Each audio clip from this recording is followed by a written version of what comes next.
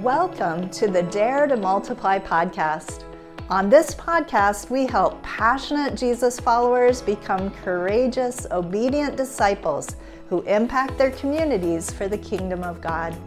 I'm your host, Cynthia Anderson, a disciple multiplication coach and trainer. We have some amazing guests coming up, people who are taking risks to launch new discipleship movements in their areas. I can't wait to learn from them and introduce you to their ministries. Together, we'll show you how to make and multiply disciples and groups in your area. If you're new here, be sure to subscribe to the podcast and our YouTube channel so you don't miss out on any tools or content coming your way. I also wanted to mention a free newsletter on disciple making that I send out every single week. It's called Daring Disciples, and it's all about how to share your faith, overcome obstacles we all face in the journey toward multiplication. To subscribe to that, go to daretomultiply.com/newsletter. Let's dare to multiply. I am often asked the question, how do I build a team? In our Getting Started in Disciple Making Movements course, we talk about casting vision and building a team, but I've never had someone on the podcast to talk about that process. How do you build a team when you don't have one? We're going to talk about that today with Jenn and Steven, and so excited to have my friends on the podcast from right here in Thailand. We'll also talk about working with Buddhists and disciple making in the Buddhist world, which a lot of people say is difficult, and we've seen a little less than we've seen, say, in the Muslim world or the Hindu world. So I am so excited to talk to Jenn and Steven today, and we've got a great show ahead for you today. So we'll be right back with them in just a moment.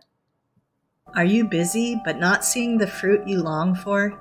Dissatisfied with your present level of impact on those around you, or frustrated with traditional methods of discipleship that don't seem to be effective?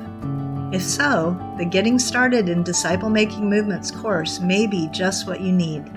Inside the Getting Started program, you'll get access to a step-by-step proven approach to making and multiplying disciples. Not only will you receive 25 short and practical video teachings spread out over 6 modules, but you'll have a chance to connect with others for group coaching via our monthly Zoom calls. And even more importantly, you'll become part of a global community of like-minded people from all over the world who are passionately committed to following Jesus and impacting others around them. If you want to get unstuck and begin moving forward as a disciple who makes disciples, I encourage you to go to courses.dmmsfrontiermissions.com and sign up for this powerful program today. And now to today's episode. Well, welcome to the Dare to Multiply podcast. Steven and Jenn, so great to have you guys on the show. Great. Yeah, excited to be here. And Steven and Jenn are newer friends to me. I think I met Jenn on a call where I was meeting with a lot of women who are working in disciple making movements, and found out we lived in the same city, and we're like, we got to get together. And that was awesome. And then got to meet her husband, Steven, as well. And I'm just so excited to have you guys on here today. So we're going to dive right into the questions. We've got lots to talk about. And so, Steven, maybe you could tell us first, how did you guys get interested in this whole idea of multiplying disciples, disciple making movements, or church planting movements? How did that happen for you? Yeah, thanks for having us on, Cynthia. We're excited to share about what God's doing. And yeah, great question. How do we get interested? Right after college, our church hosted a T4T training with Yin Kai, and he shared about how he was in China and was asking the question, there's 20 million people in my region. How many people are going to hear the gospel today? And that just blew us away, just his story of seeing hundreds of thousands of people come to faith. And we were really interested. So we were still discipling people on the college campus at the time. And we started about 20 training groups, because it's training for trainers. In about 3 months. What city were you in when you talk about the college campus? Austin, Texas, where we went to. Hookham, UT. There maybe you that'll go. turn on some of your watchers, but we started about 20 training groups with just people we knew on the campus and just Wow. simple methods for sharing and discipling. And we saw more people come to faith in 3 months than we had in the last 3 years combined in our college Wow. ministry that we had been helping to lead. More in So three that months was, than 3 years. yeah, That's that's right. amazing. Wow. Yeah. And so that same year, we were already interested in going overseas, and we took a trip to Thailand on a vision trip, which has been 200 years with the gospel, but still only 0.7% Christian. And so we just thought that there has to be a better way to Mm, reach Thais with the gospel than what has been happening. And so mm, after that trip, we just started to meet more practitioners, get trained, tried to read whatever we could. There's so many resources about movements now. And then just in general, one thing that really attracted us was that for movements, feeling like culturally empowering national leaders, especially Thai leaders, to multiply was a mm. more strategic role for us as outsiders than just direct evangelism. And so Yeah. that role was really interesting for us. Right. Wow. That's such an important insight. And I think I just want to put a little exclamation point on it. When we come as outsiders into the culture, it's so important to find local partners and people that you work through who know the culture, know the language, know their people, and come alongside them. And I would say as well, the fruit that we have seen has all been because we did that. It's so important. Don't try to do it yourself. You're going to see some fruit, but you're not going to see the kind of fruit that they will see as you For come sure. alongside them. So good. Yeah. Well, thanks, Steven. And you guys have been in Thailand how long? Just 10 years last month. Yeah.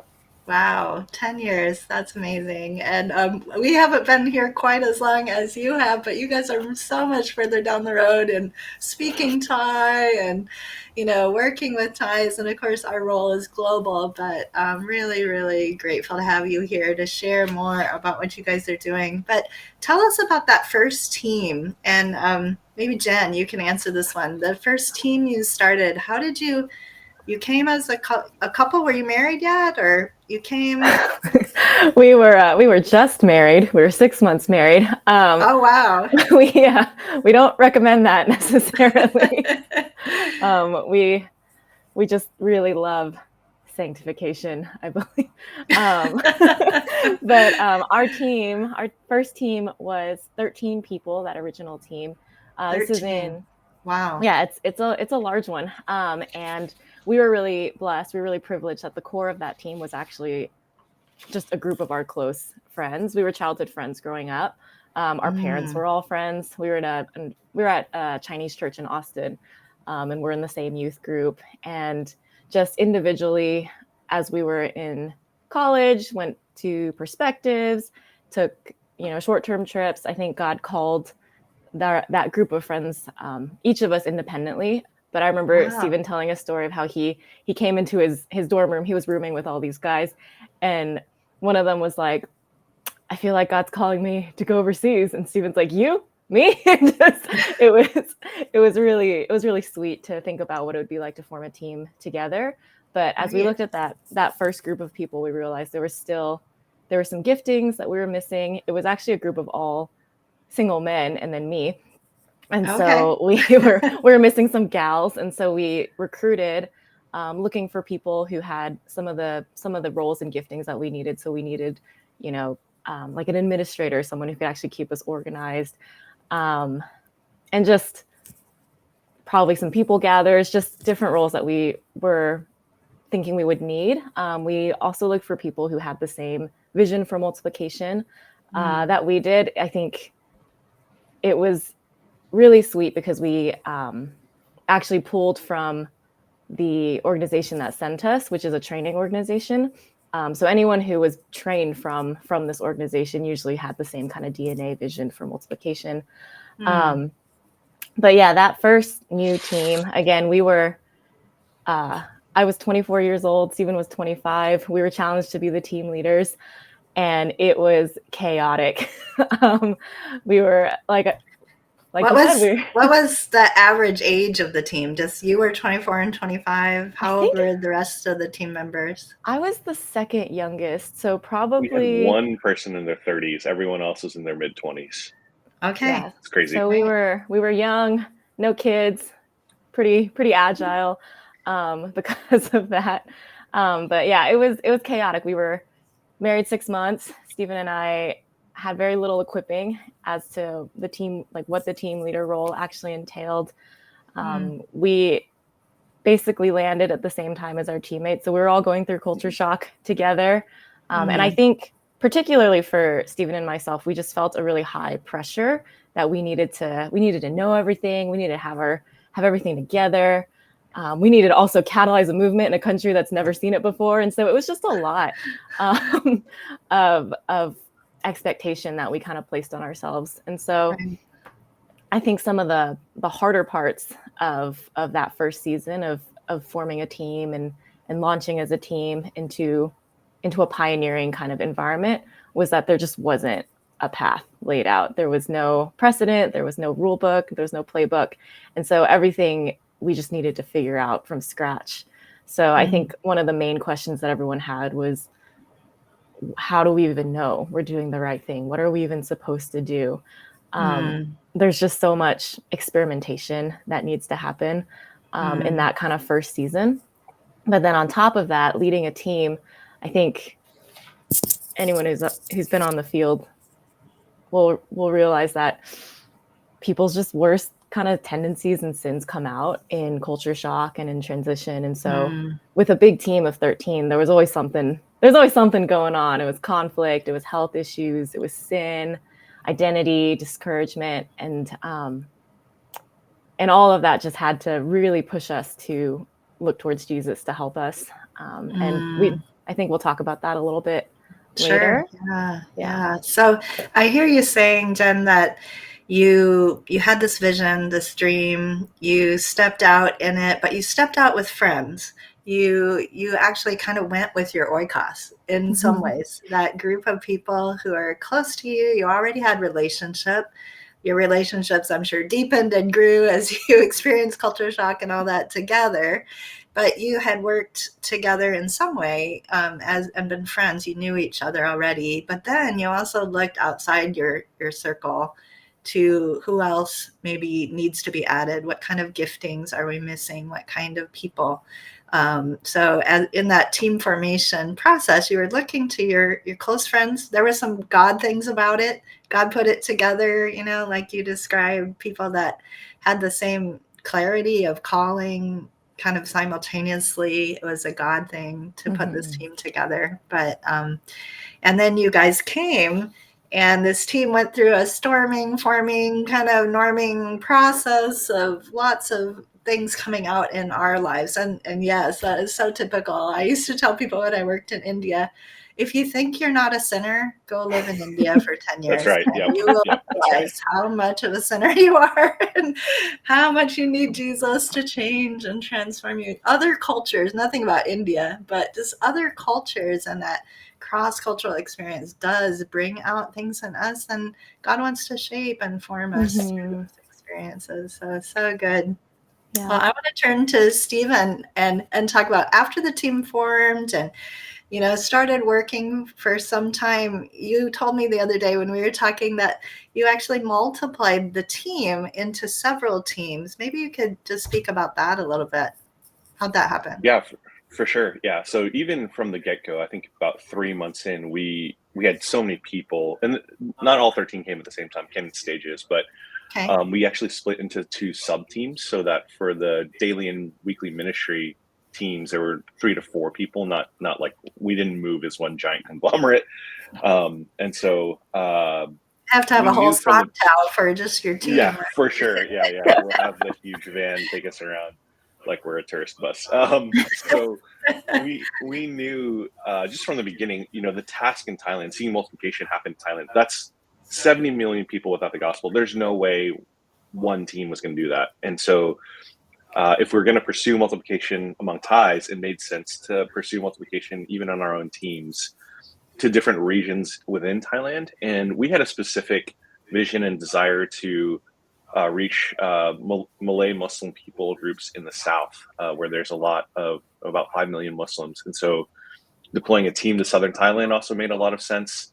And just on a team that big, the Lord really blessed us with multiple leaders. And we knew from the get-go, especially with me and Jen being new team leaders and basically leading our peers, we knew the Lord had bigger plans for these guys and gals to release them into their own leadership and their own giftings than to just be on our teams. I think in terms of good, just from the beginning, thinking like how that would multiplication, happen not just of for disciples, other but teams. multiplication of leaders. Yeah, so good. Wow, looks like I lost them for a minute. Let me let them back in here. There you are. You're going to change places as you come back in on the screen. There you go. So sorry about that. No worries. Overseas internet. Yeah. Go ahead. Yeah, just pursuing multiplication on our own teams and not just among our ministry partners. Sure. So how did it take place? You had these sub teams, and then did they stay kind of together, or did you eventually release them, or what did that look like as you not only form one team but now are multiplying the teams into several? And did it stay just two, or tell us a little more? Yeah, for sure. So after our first term, Jen and I went back on our home assignment. We're just praying and evaluating what God was doing with our team and with the ministry, and just felt like we should multiply into as many teams as we had leaders for. And so at the time we had, in addition to ourselves, 3 other leader units that we felt like could lead a team to different parts of Thailand. And so we prayed about it for a while, probably over 6 months, just to make sure the Lord was really leading us in that direction. And then invited each of the leaders to enter into a development process to really fill in the different areas that they needed to lead a team. And that was really good for me and Jen, because we had been leading basically just out of intuition and failure and making mistakes for the 2 or 3 years up to that point. And it made us have to go back and think about not just how we would lead it naturally, but how we can develop our leaders to lead it in the way that they would be gifted and have their personality. And so it was just the vision the Lord had given our team was bigger than one person or one team. It was just a God-sized vision. And so we just knew it would require multiplication. So after about a year and a half of investing in these folks and giving them a development plan, and they went through a qualification process with our organization and our church, they started recruiting their own teammates. So they got a couple from our original team and a couple from outside, so that each team could have a few different units. And so we launched to 3 different teams in North, Central, and South Thailand 1 month before COVID. So that was an interesting timing.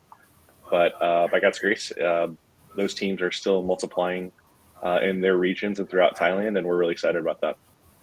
Wow. Well, there's, I'm sure, so much more that we could learn from you guys about how this team formed. And and I know you're going to share some resources with people later for those who want to learn more about how to build a team. You've got a great blog article on that on your website. So we'll definitely put the link for that in the show notes here for whoever has more questions about how do you form that team? What's it look like to multiply it? But since I have somebody from Thailand working in Thailand on the show, it's not something that we often have. And so I wanted to talk a little bit about some of the challenges, when you start to work in a place where there haven't been that many movements yet.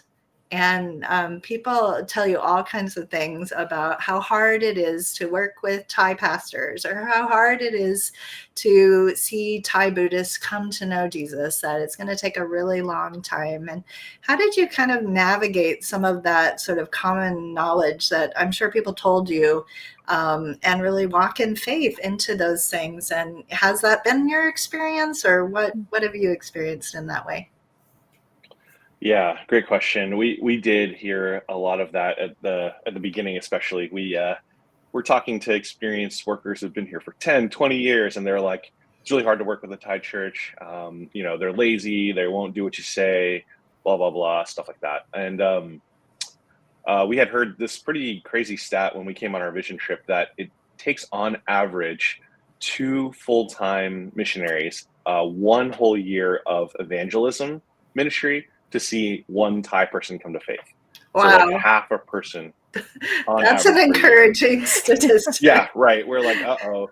And so that really pushed us towards thinking like there has to be a better way to see the gospel go forward. And one of the big sayings that everyone says here is to be Thai is to be Buddhist. And it just highlights how many cultural barriers, along with language and all these different things, that if you're an outsider or a foreigner coming to share the gospel, Thais might hear your story and say, that's nice, you're a Westerner, you're going to be Christian, I'm Thai, I'm Buddhist.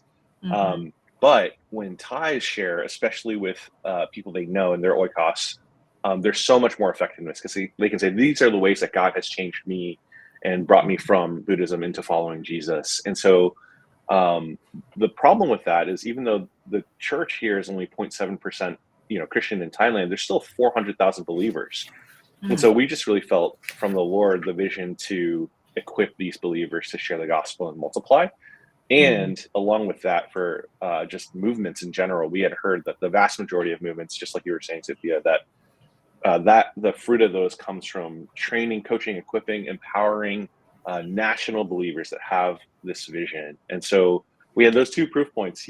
Thais can reach other Thais more effectively than we can, and movements are started from insiders, really. And so we knew our role as outsiders was to find national apostolic visionaries, or we call them NAVs, like Thai leaders that have a vision to reach their own country and just come alongside them. National apostolic visionaries, right? Yeah, I like that. So cool. And I just hear you saying, Steven, that you heard the common knowledge or wisdom, and you listened, as young people, to older missionaries and people you wanted to learn from them. So you were humble in that way, but you also didn't just take it at face value and say, well, it's going to be that way for us. You were willing to say, let's evaluate. Let's try something other people haven't been trying. Let's believe that the harvest is ripe and that we can see something different. And I think that's so key, and such a, probably part of the reason why you've seen more fruit than some of those people who were here for so long. Willing to experiment, willing to try new things. Really good. Yeah. So Jenn, how about if you share a story with us, maybe of one of these local pastors or Thai people that you've worked with, and what's that been like? Yeah. So like Steven said, when we landed in Thailand, we really were hoping to work with nationals. And so we started going to some different Thai churches. We were looking for churches that had evangelism, church planning, disciple making vision. And so we actually got plugged in with a church that had a vision for planting 100 churches in the next 5-10 years, which is ambitious for a Thai church, because I think a lot of the churches here are pretty small and very kind of self-protecting because it's so rare to meet other believers. And I remember meeting the lead church planning pastor of this church. Actually had a multiplication table just in his pocket. No one had ever talked to him about movements, but he was just like, if we can see this happen, then we'll reach all of Thailand for sure. And so it was just really exciting that they already had this vision as a church, as an identity in their leadership.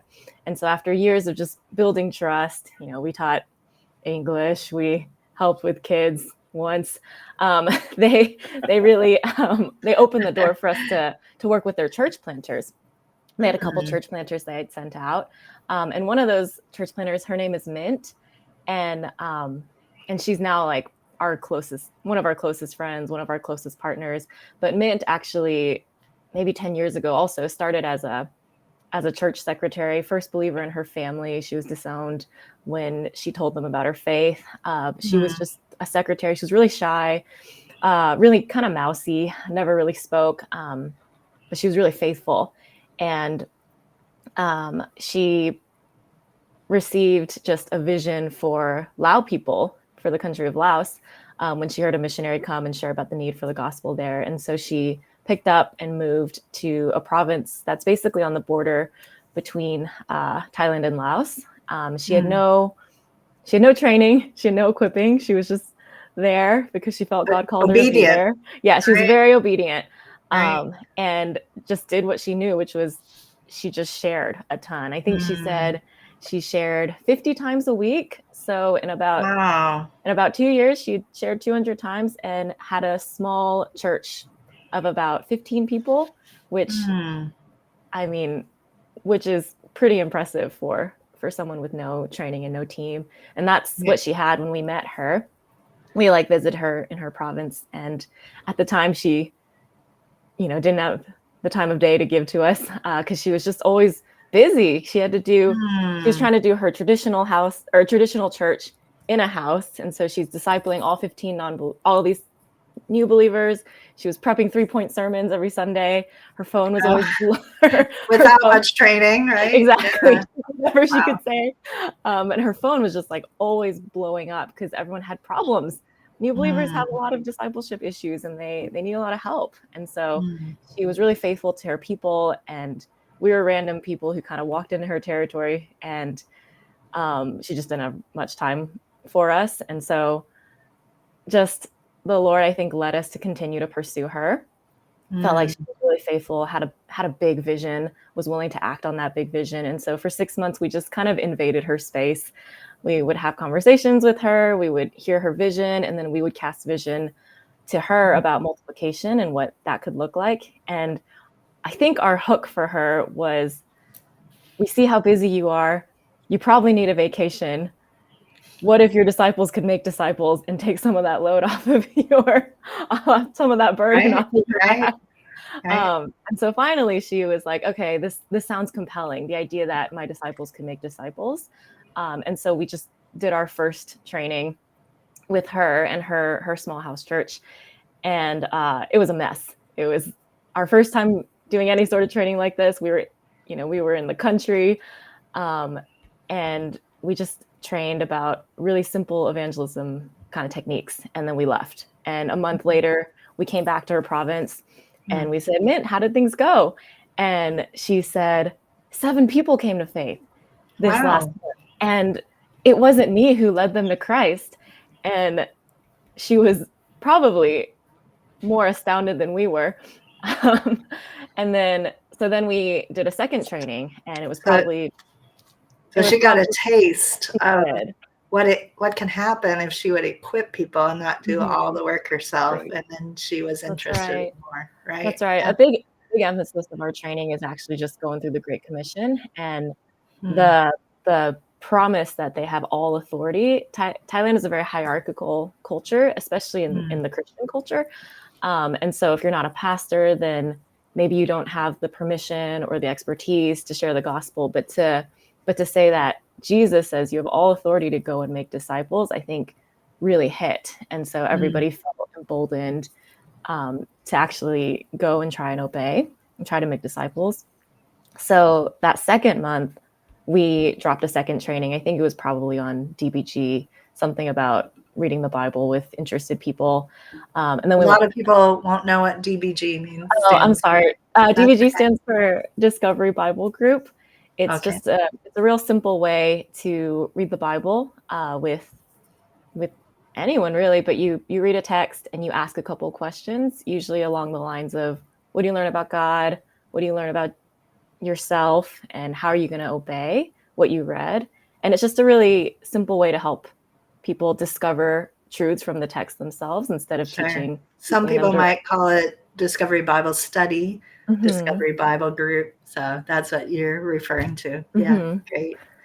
Thanks. So we trained that one, left, came back a month later and said, how things go, Mint? And she said, 8 new believers came to faith.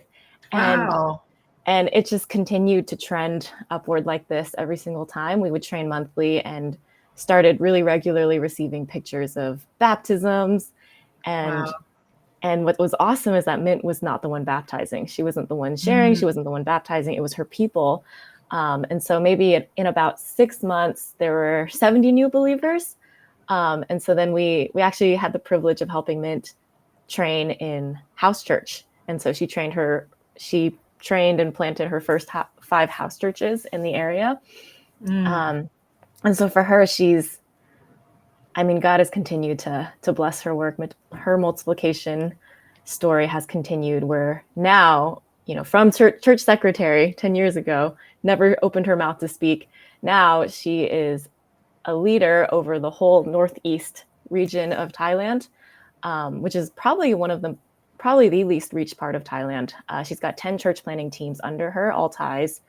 And across the entire network that she's a part of, there are 30 total church planning teams working throughout Thailand and pursuing movement. Wow. That is so beautiful. And I'm sure so encouraging to those who are focused on Thailand, who I know will listen in on this, that God is doing it. There is multiplication that is happening. And we just give him praise for that. And I loved her story because it starts with this church secretary who's kind of this shy, mousy person, but she has a call of God on her life and a vision, and she's obedient and willing to go and working so hard. And then when she was equipped by you guys with some simple multiplication skills, and it took time to build trust. I really noted that in your story, both with the broader church that you were working with and with this lady, meant that you were willing to invest time in building trusting relationship with her. You were willing to pursue her and go after her and, keep casting vision for multiplication. And I also noticed when, Steven, I guess you were talking about that you looked for a church that where they already had a vision for the lost. They really wanted to reach their people. And I think that's so important as we look for these local partners. What kind of people are we looking for? We're looking for people who have vision but need equipping. They already have something in them. They're people of faith. They're believing for more than the ordinary person already. And you found that kind of a person, and then in Mint, and I'm sure many, many others that you guys have trained. So good. Well, I want to ask you too, and I know in a conversation we had over dinner, we were talking about how do you do evangelism among Buddhists. And I know, I just heard the other day from another friend, we're not seeing in the Buddhist world what we are seeing in the Muslim world or what we're seeing in the Hindu world. And it seems slower. It seems more difficult. And of course, we don't want to get into that mentality that it is, the harvest isn't ripe. It is, but again, this principle of evaluating what can we do differently in a Buddhist context to be more effective. And I remember you guys saying we tried 3 circles on the university campus for, what did you say, 6 months or something? Yeah. It just didn't work. We gave it a thorough try. And it was not the fruitful evangelism tool that it is in so many other places. So tell us just a little bit. I know we don't have a lot of time to spend on this, but a little bit about what have you found to be effective in reaching Buddhists? Yeah, I think we came to the field armed with a lot of tools, but the application of those tools in Thailand we hadn't figured out. And so in the beginning, a lot of our time was spent just trial and erroring, all of them, experimenting. We did 3 circles hundreds of times. And finally we had a Thai partner, and Thais don't speak directly, who was just like, this isn't a very good tool. And so he watched us flop a lot. And I think a lot of the complication in sharing in evangelism in Thailand comes from this kind of Buddhist culture. And Buddhism in general is I think it's a very cold religion.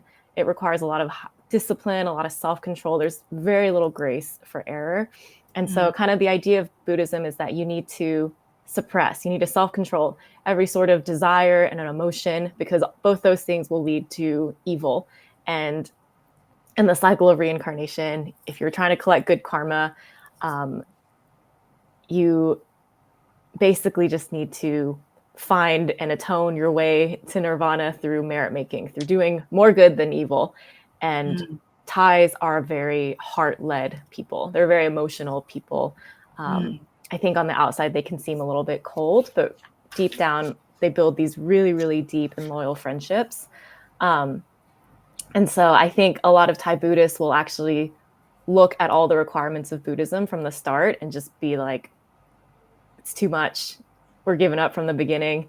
It's not worth it. I kind of want to just enjoy life as it is right now. And so when we brought in a lot of our tools, our sharing tools, they were probably more logical, maybe even Western oriented. The bridge is like that. 3 circles is like that. Four spiritual laws is like that. And there's just too many concepts that don't make sense in a Buddhist worldview. Things like heaven and hell and sin and eternal life, those are all new concepts. And so what did actually hit the Thai person's heart, we found, were stories of Jesus and how he interacted with people.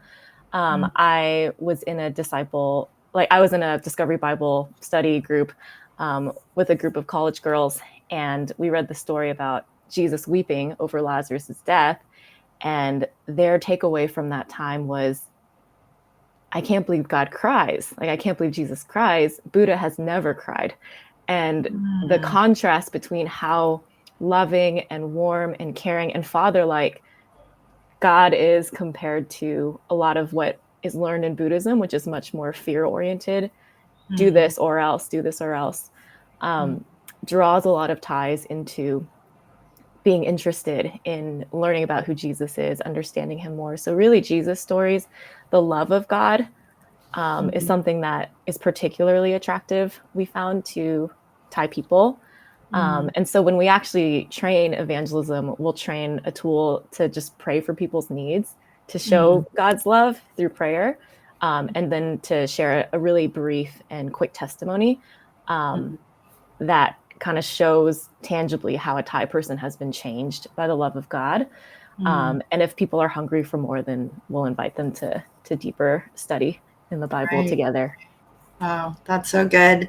And maybe, Steven, as you have done that and prayed for people, tell us, have you seen any miracles happen? Has that played a role in opening hearts where God's really answered some of those prayers that have been offered? For sure. Yeah. And so that was one of the big learning curves for us coming from the States, is that Thailand is such a spiritually charged place. And there's, spirit houses in front of every building, and there's, temples, and there's a lot of fear and power type of dynamic here below kind of the surface level of Buddhism. And so even without even considering movement stuff, healing and prayers and casting out demons, just a normal thing in the testimony of Thai believers, how they come to faith. And so we knew that would be an important part of how people would come to faith, even as we train them in evangelism. And it sounds like we're creating all the tools. We really created the tools in partnership with Mint as we tried different things. And we were like, here are some different movement tools that are working in different places. What do you think will be best for your context? And then we would adjust it to the Thai context. And so, when we pray for needs, a lot of times people say, like, there's a sickness there, can you pray for healing? There's, we're being affected by this demon, and they'll cast it out. And so one pretty funny story is when Jen mentioned, when we train, God's heart is the Great Commission, and, the commands of the Great Commission is to go out and make disciples. And so that word "go out," we kind of "ok by" in Thai is, one of the commands. And so we had one new believer in Minsk province. She was on a rubber farm, and the person she was working with saw an amulet on the ground, put it on, and was like immediately demon possessed. And she didn't know what to do. Just for those who don't know what an amulet is, maybe just describe that quick. Yes, it's like a necklace that, maybe a monk has prayed over, or a witch doctor has prayed over. It's supposed to give you protection and that kind of thing. So it's definitely inviting spirits.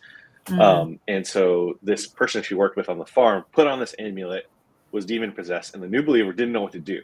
So she calls Mint, and we're in a different province doing a training. And Mint hands the phone to another leader who's gifted in casting out demons.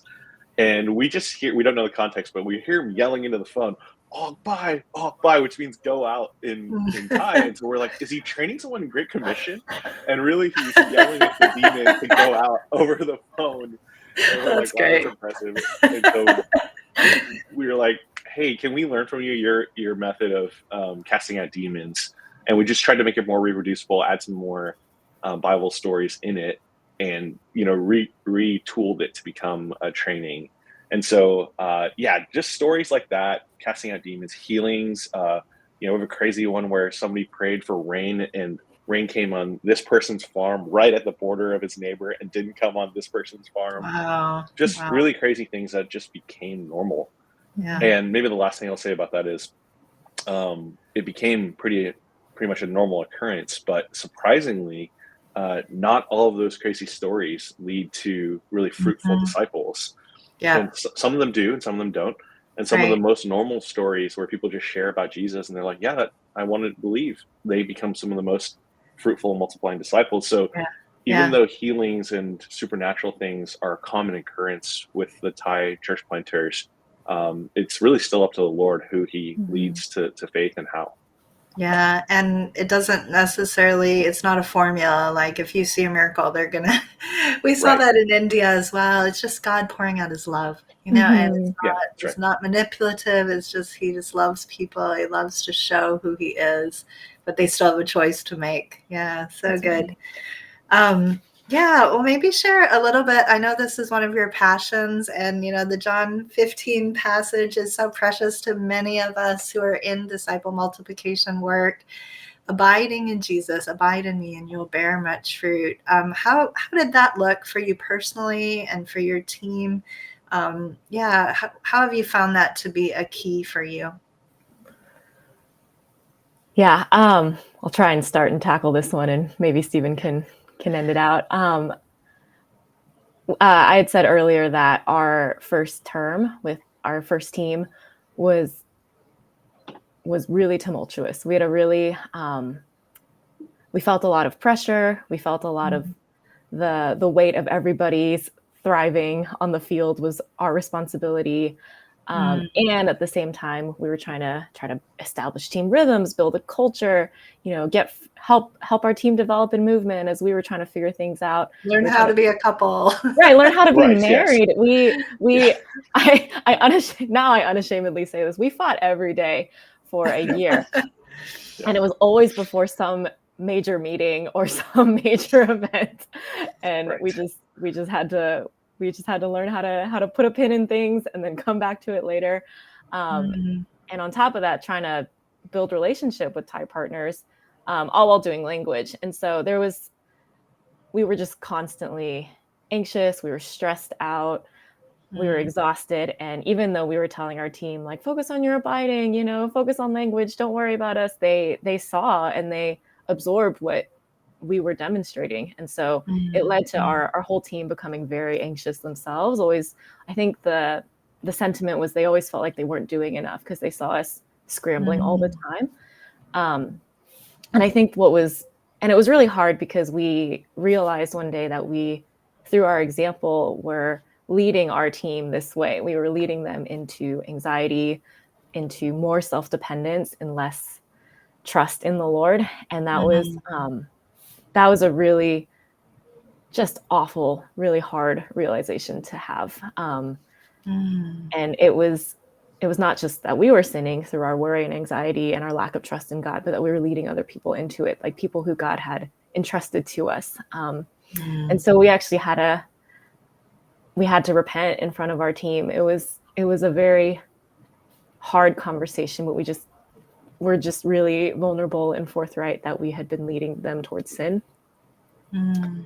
And just like Stephen was saying, there must be another way to reach more people in Thailand than just, one a year. I think we noticed all these other promises in the word that I'd always skimmed over before I really had a need for them, but promises and commands like do not worry, do not be anxious.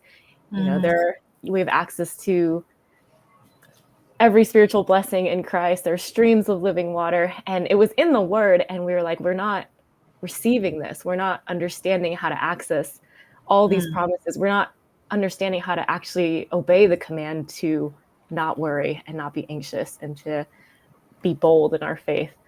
mm. Yeah, So Yeah. so key. Oh man.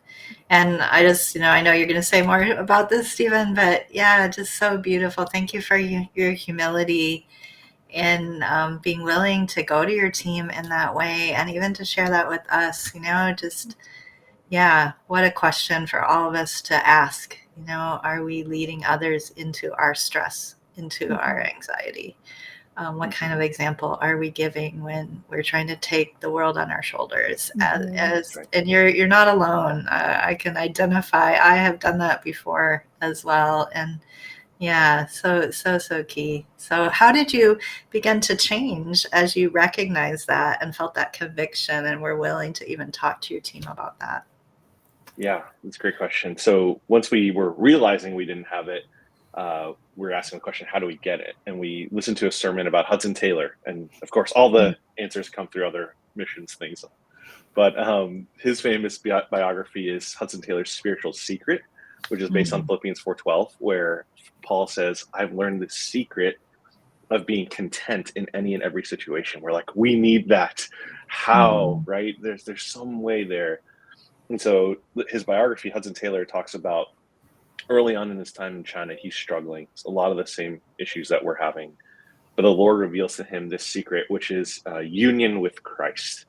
And so the secret that he finds is that we as Jesus' disciples, we're actually one with Jesus. And so you're referring to John 15, which is, everyone knows as the abiding passage. And Hudson Taylor says, the vine and the branches, they're actually part of the same plant.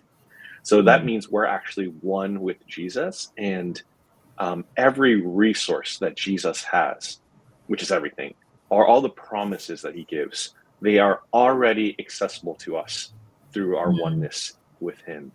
And so everything that we need can be received through abiding, whether it's promises for power or joy or peace or wisdom, which we needed all of that. And we love this quote from Hudson Taylor. He says, can Christ be rich and I poor? Can my right hand be rich and my left hand be poor? And the answer is no, because they're one.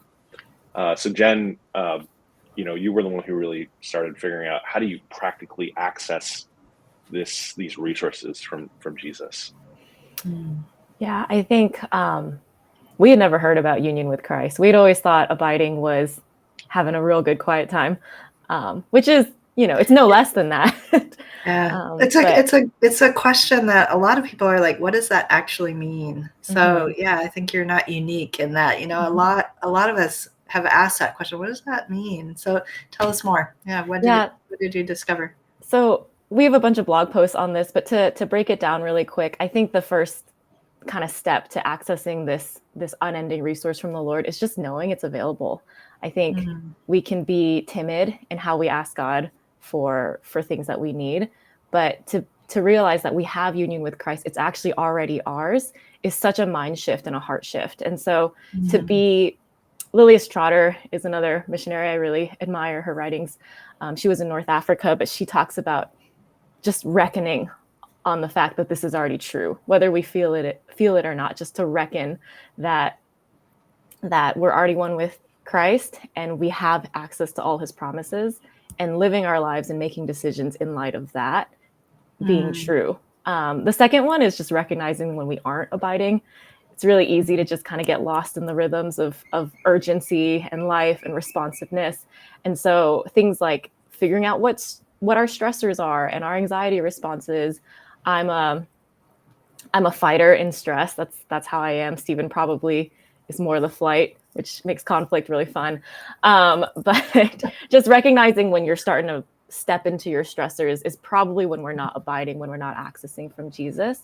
And then when that happens, and when we learn how to recognize in the moment we're not abiding, the third thing is just to surrender, is to just stop, pause wherever we are, and just to be like, I surrender this situation to you, God. I surrender this thing that I can't control. I surrender this person. I surrender the outcome, anything at all. All of it is Christ's responsibility at the end of the day.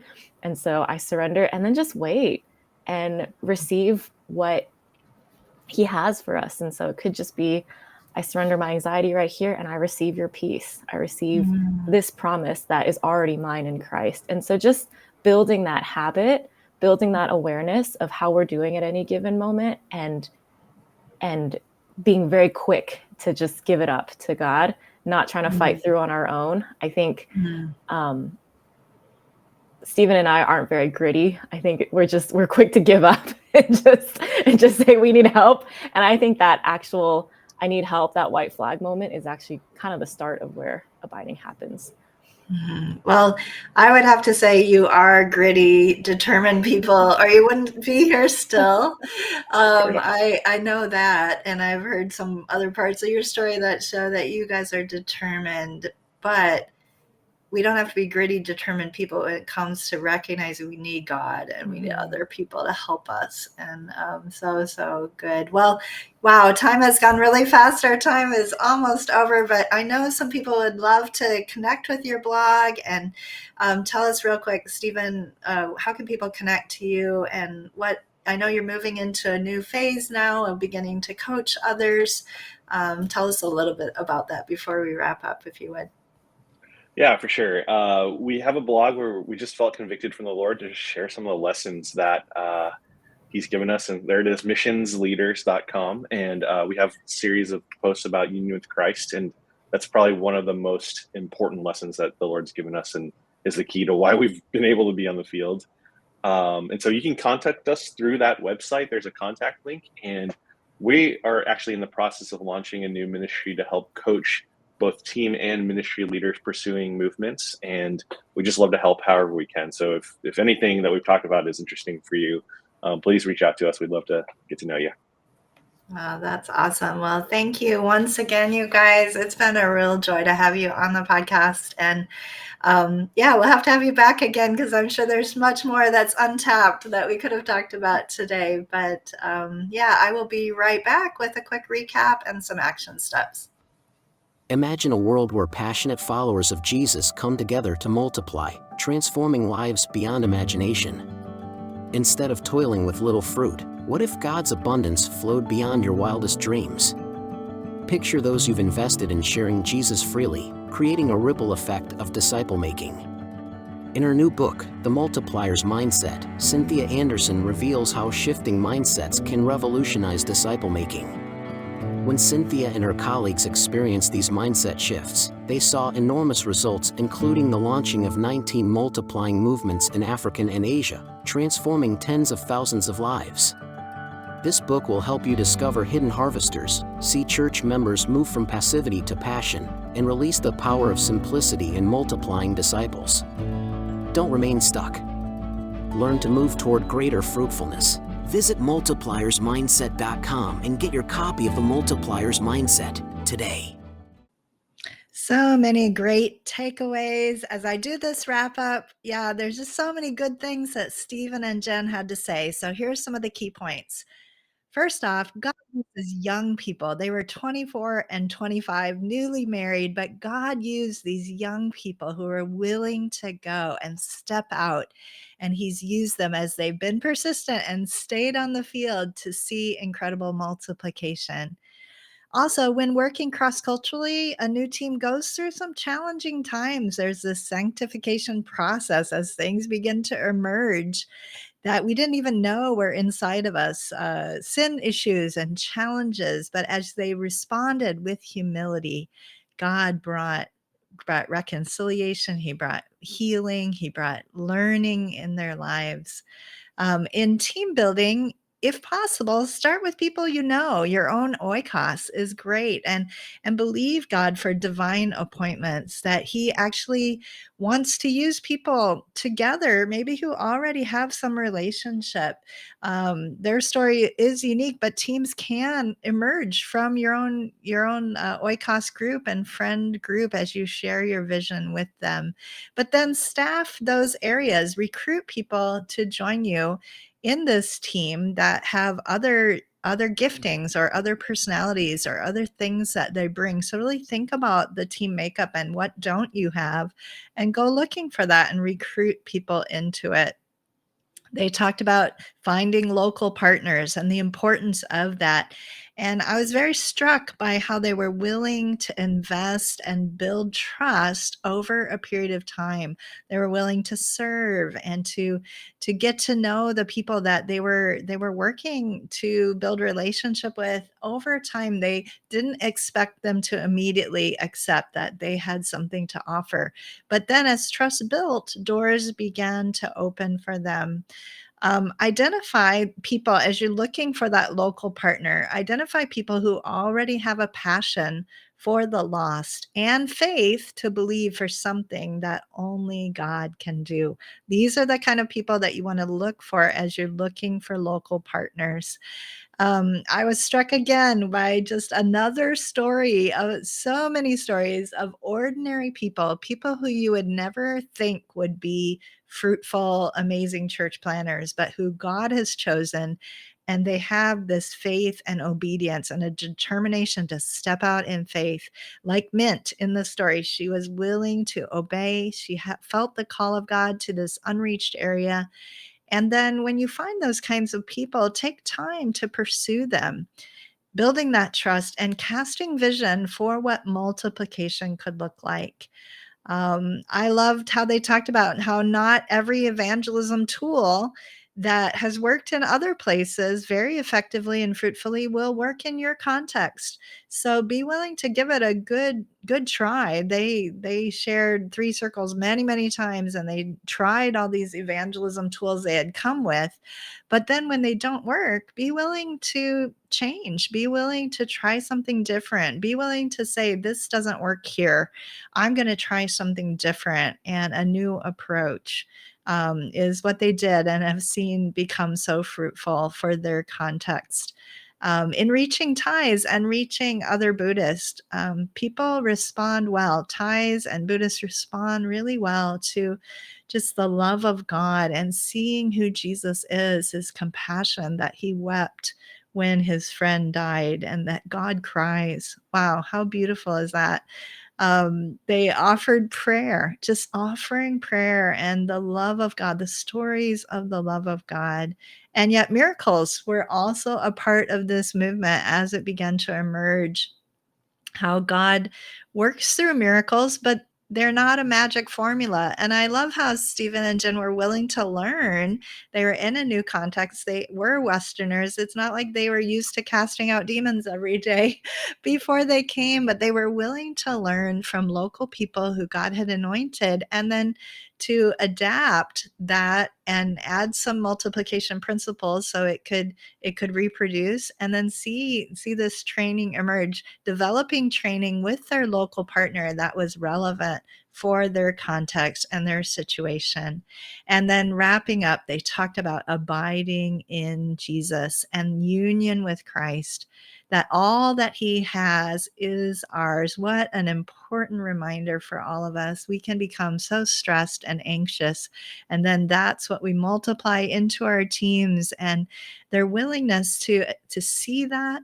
And Jenn said, she said, what we need to do is know that it's available, this union with Christ, recognize in ourselves when we're not abiding, surrender to Jesus afresh, and then wait on him, receiving from him. And such a beautiful thing. As Stephen quoted Hudson Taylor, can Christ be rich and I be poor? All that he has, all that he is ours as we are in union with him. I know that's a big takeaway for me as I walk away from this interview is I want to ask myself, how am I doing at abiding in Jesus? Am I accessing all of his riches in Christ, that all of his peace, all of his, or am I living this stressed out life? And, as we start this new year, and this will be released, I believe, in February, but as we start this new year, and we're still in the early part of 2025 here when this was released. Let's start this year abiding in him, recognizing our union with Jesus, and taking time to pause and ask ourselves, how am I doing at abiding in Jesus? Am I trying to do things all on my own? We can't see movements on our own, but as we abide in Jesus, as we receive from him all that he has, all that he is ours in him. So God bless you guys. Go out and make disciples. Take time to ask yourself how you're doing at abiding in Jesus. And what are you passing on to your team, to the people you're discipling? Is it a life of abiding in him, resting in him, or is it a life of stress and worry and overworking? These are really important questions for all of us to ask. So let's ask those. And God bless you as you continue to make and multiply disciples. That's all we've got for this episode of Dare to Multiply. One thing that would really help both us and other people who might like to listen in is for you to rate and review the podcast, if you haven't done that yet, on iTunes, Spotify, or wherever you listen. I'd also love to connect with you on Instagram, LinkedIn, or Twitter. Feel free to message me with any topics, questions you'd like addressed, or guests you'd like me to interview. Until next week then, please remember, no matter how ordinary you feel, God's dreams for us are always bigger than we can imagine. Let's dare to trust Him for a greater harvest.